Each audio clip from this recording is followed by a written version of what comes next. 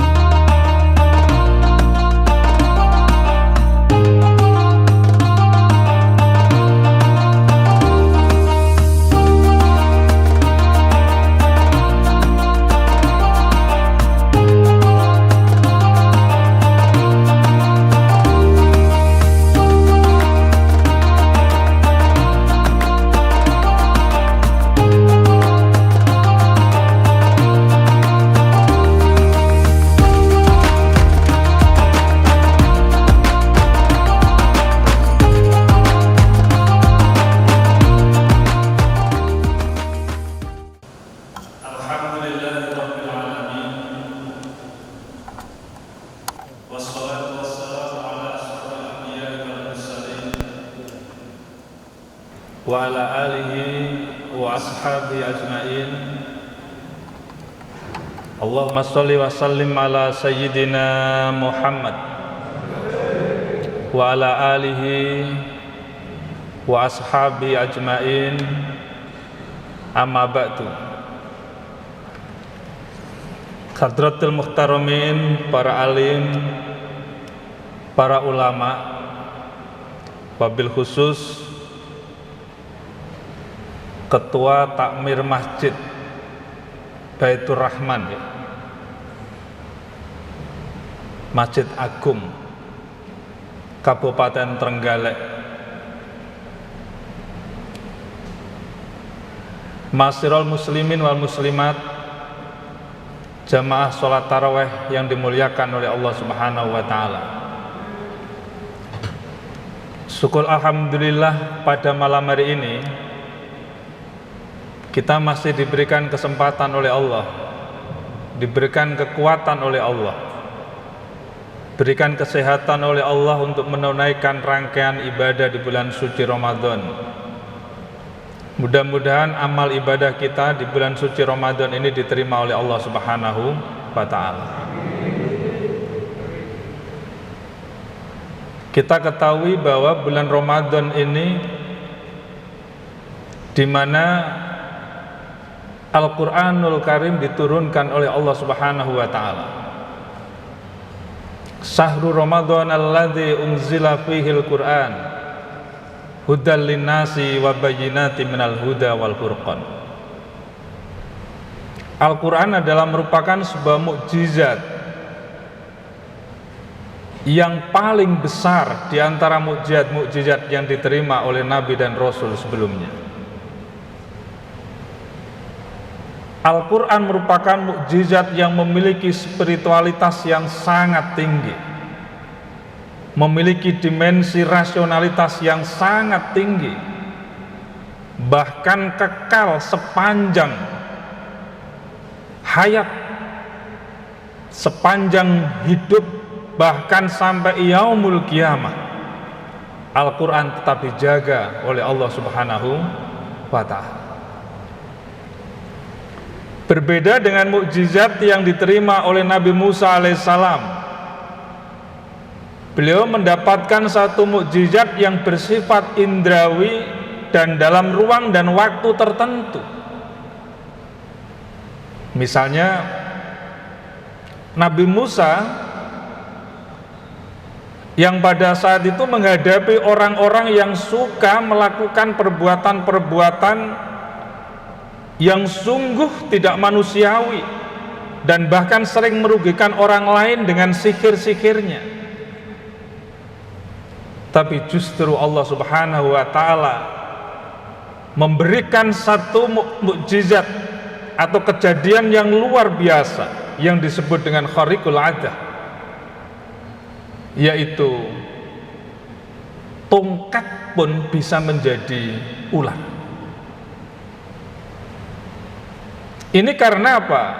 Kesombongan-kesombongan yang ditampilkan oleh orang-orang kafir dan Quraisy Tetapi justru Allah Subhanahu wa taala ketika ada orang yang takabur, maka harus disombongi juga gitu. Jadi Nabi Musa alaihissalam diberikan satu kelebihan, sekaligus ditunjukkan bahwa ada kekuasaan yang luar biasa. Bahkan tongkat pun ketika dipukulkan bisa membelah air yang ada di dalam lautan. Ini luar biasa. Tetapi ingat bahwa mukjizat itu adalah dalam konteks ruang dan waktu, dalam rangka untuk menghadapi orang-orang yang takabur pada saat itu. Berarti ada persoalan. Allah memberikan sesuatu hal yang besar karena ada persoalan. Termasuk Nabi Isa alaihissalam yang mukjizatnya juga luar biasa, tapi dimensinya ruang dan waktu, yaitu menyembuhkan orang yang buta, dipegang langsung bisa melihat. Kinten-kinten tiang Trenggalek kinten napa wonten sing atus ngoten. Wadah namung memegang saja ya.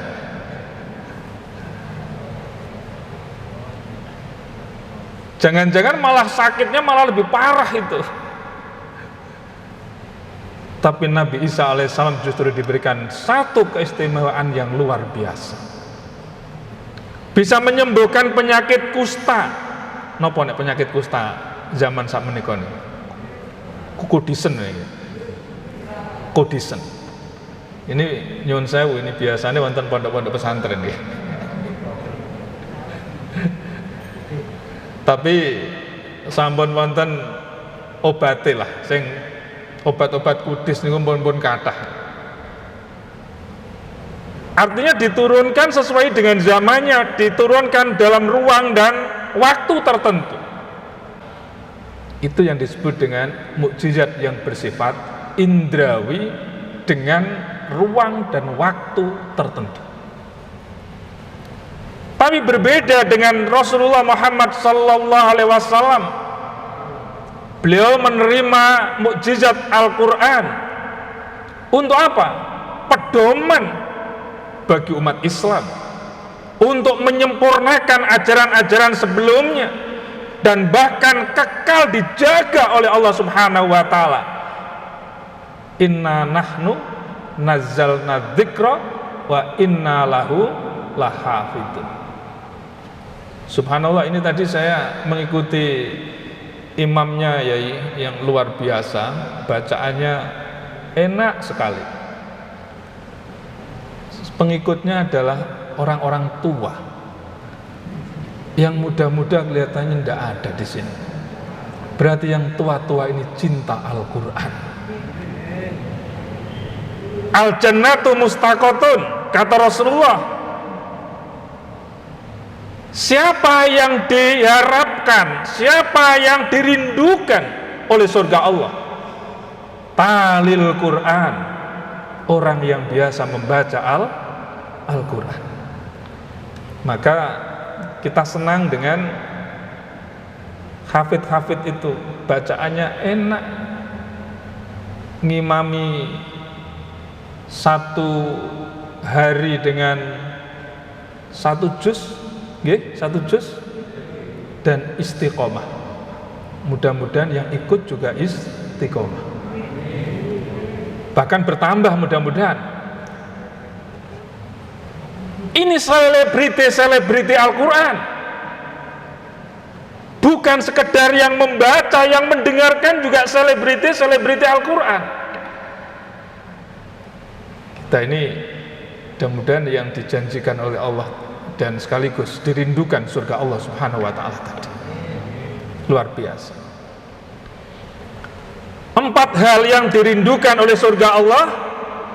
Al-jannatu mustaqatun ila arba'ati nafarin, kata Rasulullah Muhammad sallallahu alaihi wasallam.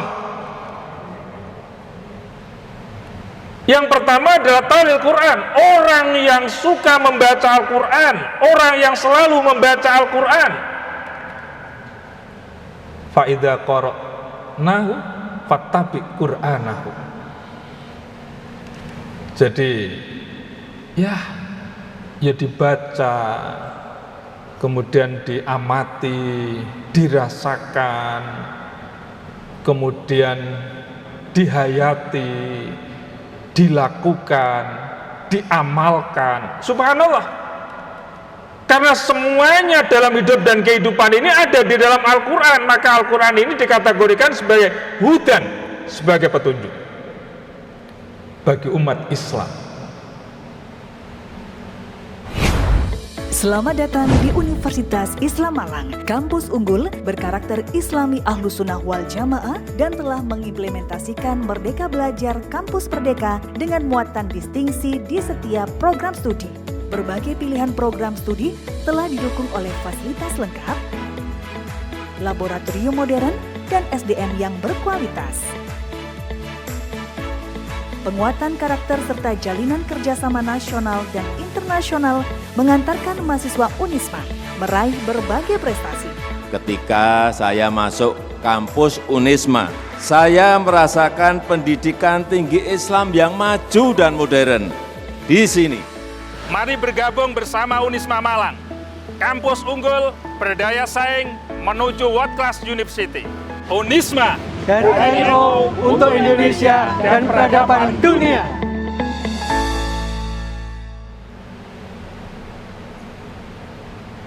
Kita bersyukur. Karena apa? Al-Quran ini membimbing manusia. Al-Quran mengarahkan manusia. Al-Quran sebagai tempat untuk berunding, tempat untuk bertanya, dan bahkan ketika kita menghadapi masalah, ketika membaca Al-Quran, begitu kita tenang hati kita. Gimana?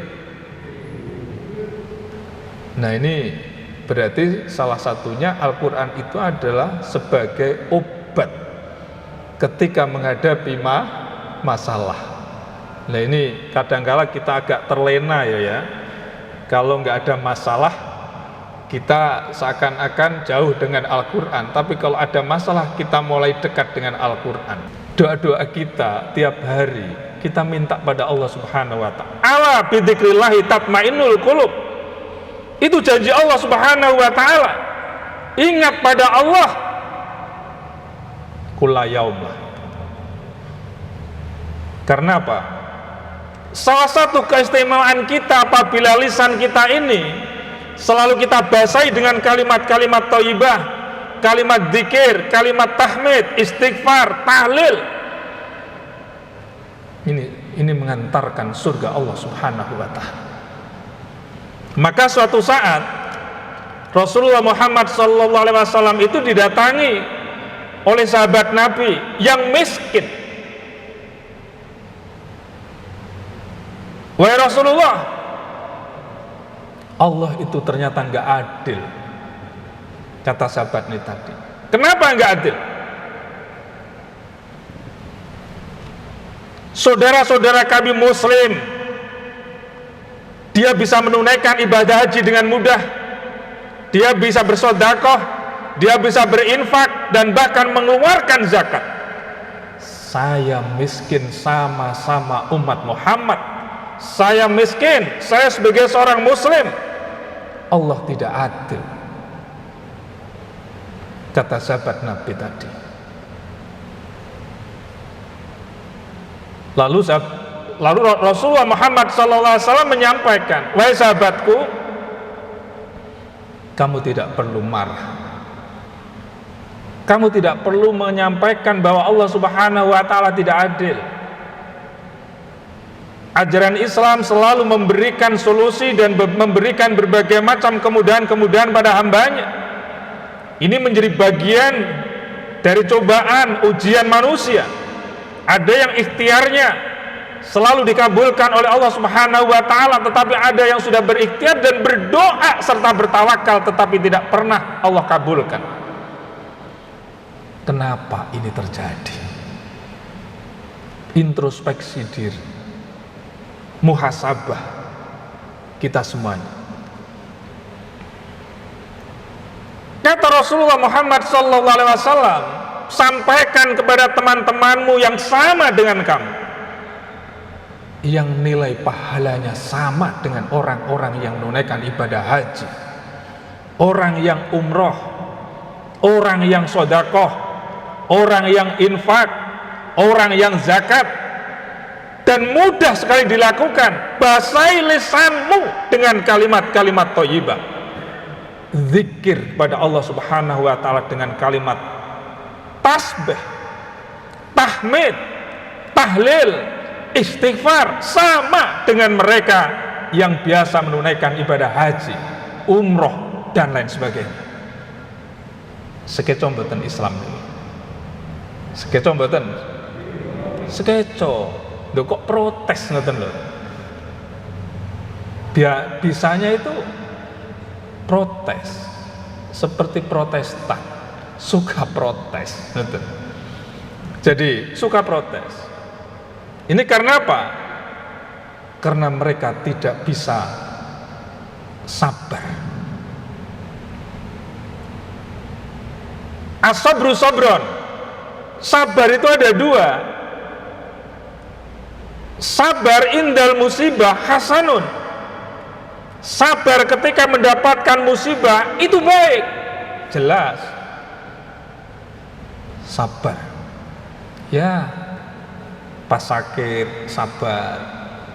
Usahanya belum dikabulkan oleh Allah, sabar. Anaknya belum dapat jodoh, sabar, gitu ya. Tapi jangan sekedar sabar-sabar loh ini, ikhtiar juga harus dilakukan.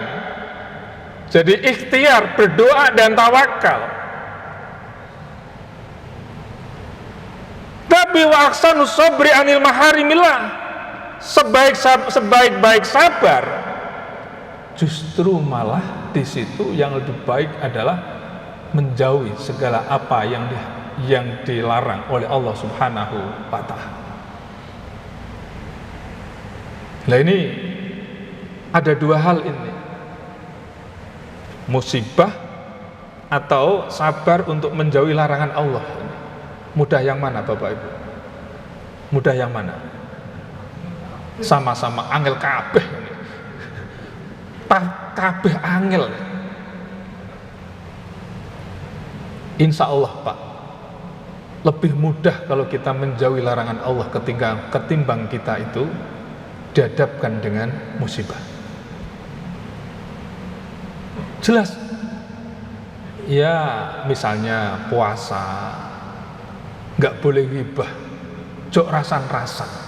Kan ringan kan Pak ya? Wis poso, jok rasan-rasan. Ringan Pak. Itu. Larangan itu. Sabar kita jangan sampai kita ghibah. Sabar kita itu jangan sampai kita ini mudah memfitnah orang. Sabar kita itu agar supaya kita ini tidak hasut, tidak dengki. Karena apa? Itu penjara yang sesungguhnya bagi manusia ketika manusia melakukan hal-hal seperti itu. Penjara yang sesungguhnya adalah hati kita yang negatif tadi itu ketimbang penjara secara fisik berada di dalam rumah tahanan. Penjara yang sesungguhnya itu. Ini karena kultum, kan pun mantun kan ya ini. Pun mantun ya ini. Ini dilanjut malih oleh imamipun keranten dalam tasawuf wonten acara malih. Kula niku mulai injing wonten mriki. Silaturahmi wonten pesantren-pesantren. Nah, pas posisi sholat tarawih ada di kota, kemudian bergeser ke sini, ngoten. Jadi ceritanya pun ngoten. Kula saking menika kula lan panjenengan sedaya mugi-mugi selalu diberikan kesehatan oleh Allah. Dan kita bisa menjalankan ibadah puasa kita ini dengan sempurna. Dan ayo betul kita jadikan Al-Qur'an sebagai tempat untuk berunding. Al-Qur'an sebagai tempat untuk mengadu. Al-Quran sebagai tempat untuk mengarahkan sikap dan perilaku kita, pola pikir kita. Karena apa? Al-Quran sebagai mukjizat ini sepanjang kehidupan manusia di atas bumi. Hingga yaumul kiamah tidak mengenal ruang dan waktu, tetapi justru ini akan membimbing manusia hingga kiamat. Ini Al-Quran. Maka ketika kita sudah syahadat, kita sudah beriman, implikasinya maka kita harus menjalankan apa yang ada di dalam Al-Quran maupun Al-Hadis. Maka saya senang sekali kalau sudah mendengarkan bacaan Al-Quran yang begitu indah seperti Sudes gitu ya. Kalau di Unisma nyuwun sewu, kulla yaum, bacaan Sudes itu selalu berkumandang di kantor-kantor Universitas Islam Malang mulai jam 7 hingga jam 5 sore, karena kami cinta Al-Quran. Tapi bukan hanya itu, setiap hari kami minta agar supaya pimpinan, karyawan kami membaca Al-Quran. Satu hari minimal satu makro ketika dia datang ke kampus Universitas Islam Malang. Datang bekerja, yang dibaca adalah Al-Quran. Indah sekali. Mahasiswa datang ke kampus Unisma, yang dibaca di samping Al-Quran juga membaca sholawat Nuril Anwar. Agar supaya apa? Ada ketenangan batin. Kalau sudah begitu, maka belajar pun bisa nikmat, belajar pun bisa bahagia, belajar pun bisa lebih terang, dan sekaligus disitulah ilham Allah melalui malaikat Jibril hadir pada diri anak-anak kita. Masyarakat muslimin rahimakumullah, demikian yang bisa kami sampaikan. Mudah-mudahan kita adalah ahlul Quran. Kita adalah pencipta Al-Quran. Kita adalah orang-orang yang selalu merindukan Al-Quran. Dan kita semuanya adalah orang-orang yang selalu berharap Al-Quran selalu berada di hati kita. Wal-afu minkum, wallahul muwaffiq ila aqwamit thoriq. Assalamualaikum warahmatullahi wabarakatuh.